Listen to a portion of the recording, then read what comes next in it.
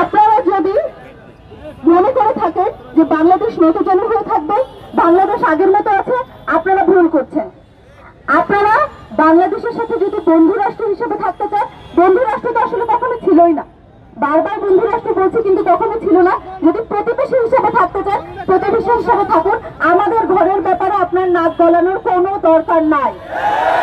আমরা চাই প্রতিবেশী ঘরের বাইরে থাকুক, সীমানার বাইরে থাকুক।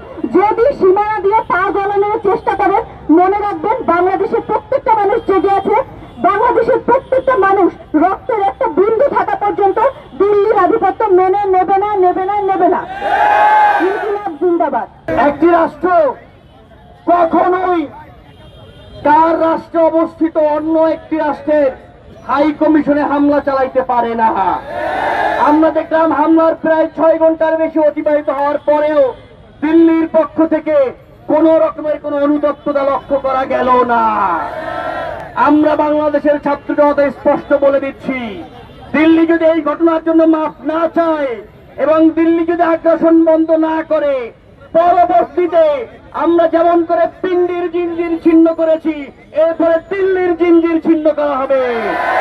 মনে রাখবেন, ফুলানি আমাদের বোন, আপনারা আমাদের ভাই, তাদেরকে আমরা ভুলে যাই নাই। তাদের চেতনা, তাদের স্পিরিট এখনো আমাদের মধ্যে কাজ করে। অবিলম্বে ভারতের হাই কমিশন কে জরুরি তলব করতে হবে। ঐতিহাসিক জিয়াউদ্দিন বারানি বলেছিলেন, বাংলা হচ্ছে বলগাটপুর, মানে বিদ্রোহের নগরী। যখন দিল্লি থেকে এখানে শাসক পাঠানো হতো, তখন প্রত্যেকেই বাংলায় আসার পর বিদ্রোহ করত। কেউ দিল্লির গোলামি মানে নাই। ঐতিহাসিক ভাবে আমরা কখনো দিল্লির গোলামি মানি নাই, কখনো মানব না। একটা সভ্য দেশে কখনো কোনো কনসুলেটে হামলা হইতে পারে না। ভারতকে তাদের সভ্যতা নতুন করে শিখাইতে হবে তাদের মানুষদেরকে। ভারত আমাদেরকে শিক্ষা দেয়, আমাদেরকে শুনাইতে আসে সংখ্যালঘুদের নিরাপত্তার কথা।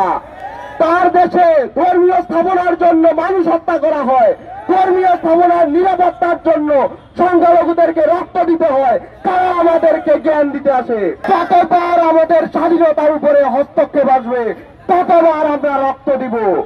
হোক সেটা 47, হোক সেটা 71, হোক সেটা 83।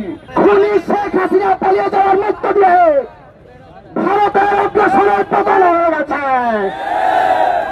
ভারতের কোন দাদাগিরি এই নতুন বাংলাদেশে আর চলবে না। মমতা ব্যানার্জি বলছেন যে বাংলাদেশে নাকি শান্তি রক্ষা মিশনের বাহিনী দরকার। মমতা ব্যানার্জিকে আজকে এই সমাবেশ থেকে বলতে চাই, বাংলাদেশের শান্তি রক্ষা মিশনের কোন বাহিনীর দরকার নাই। বাংলাদেশের সেনাবাহিনী সারা পৃথিবীতে শান্তি রক্ষা করে চলে, বরঞ্চ ভারতের শান্তি রক্ষার দরকার আছে। আমরা 24-এর গণঅভ্যুত্থানের বিপ্লবীরা বাংলাদেশের স্বাধীনতা, বাংলাদেশের সার্বভৌমত্ব রক্ষায় ঐক্যবদ্ধ এবং বদ্ধপরিকর।